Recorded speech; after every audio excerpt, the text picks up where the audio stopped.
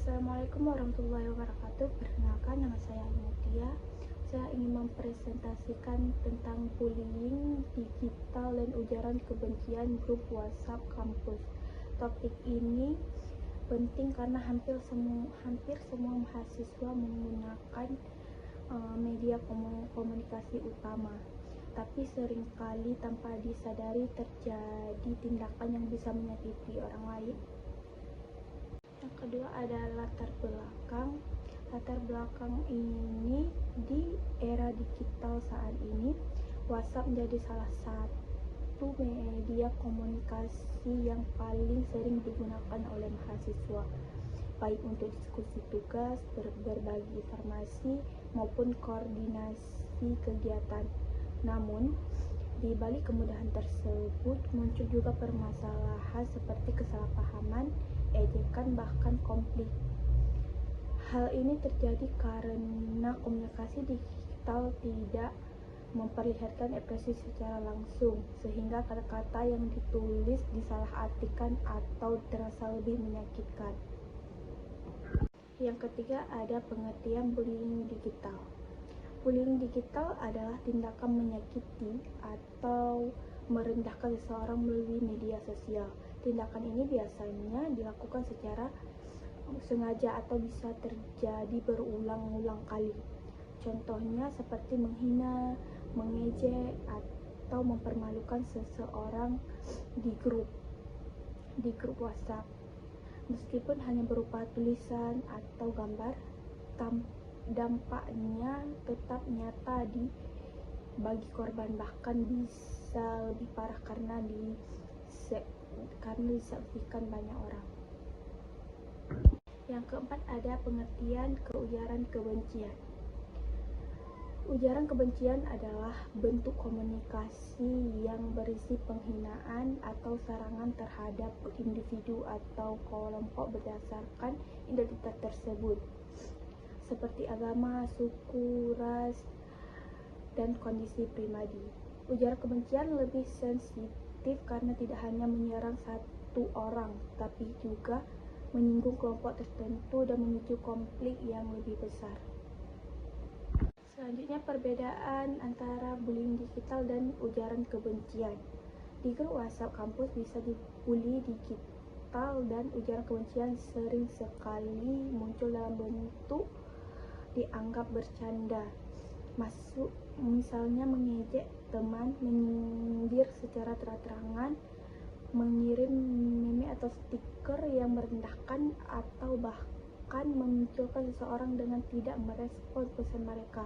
Hal-hal seperti ini dilakukan terus-menerus menjadi tekanan bagi korban. Selanjutnya ada contoh kasus. Dampak dari bullying digital dan ujaran kebencian tidak bisa dianggap sepele. Korban bisa mengalami stres, merasa minder, dan kehilangan kepercayaan diri. Dalam jangka panjang, hal ini bisa membuat korban menarik diri dari lingkungan sosial, bahkan mempengaruhi prestasi akademik mereka sehingga tidak nyaman di lingkungan kampus.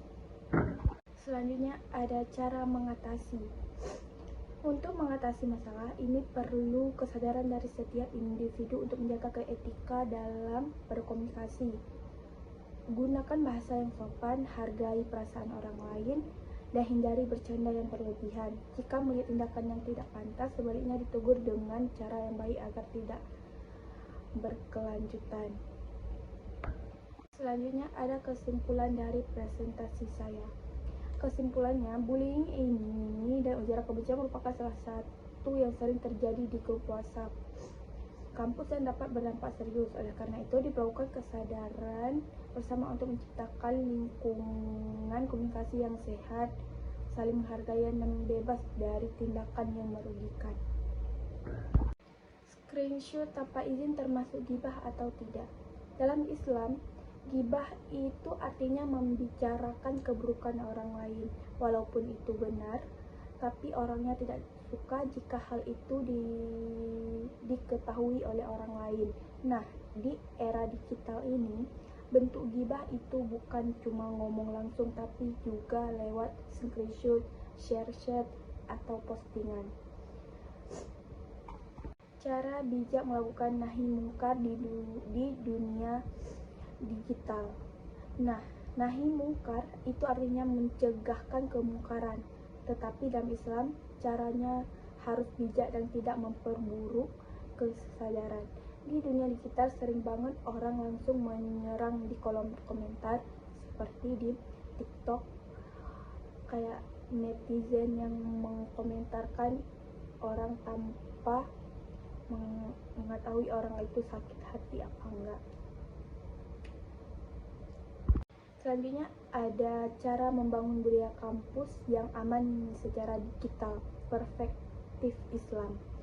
Dalam Islam ada konsep ukhuwah, yaitu persaudaraan, rahmah, yaitu kasih sayang, hifz al-ir, menjaga kehormatan orang. Kalau di tempat kampus, terutama di dunia digital, bisa jadi seperti saling menghargai di media sosial, tidak menghina, tidak menyindir, atau tidak toksik. Gunakan bahasa yang sopan di grup kampus. Biasakan tabayun atau klarifikasi.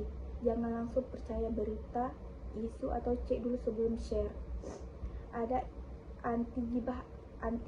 Jangan sebar aib atau screenshot orang lain. Jangan ikutan ngebully. Yang selanjutnya ada support system. Kalau ada korban bullying, bantu, bukan malah ikut diam. Dengan dukungan moral dan lapor ke pihak kampus. Hanya ada aturan kampus. Perlu ada kebijakan tegas soal anti gibah, edukasi etika digital untuk mahasiswa. Sekian dari presentasi saya. Assalamualaikum warahmatullahi wabarakatuh. Apakah diam saat melihat kezaliman ikut berdosa? Dalam Islam ada hadis yang menjelaskan ubah dengan tangan, tindakan, atau mampu. Kalau tidak dengan lisan, menegur. Kalau tidak mampu juga dengan hati, membenci perbuatannya. Nah, kalau kita diam saja, itu perlu dilihat alasannya. Tidak berdosa atau lebih ringan, tidak punya kekuatan atau mampu, tidak takut jari atau terlebih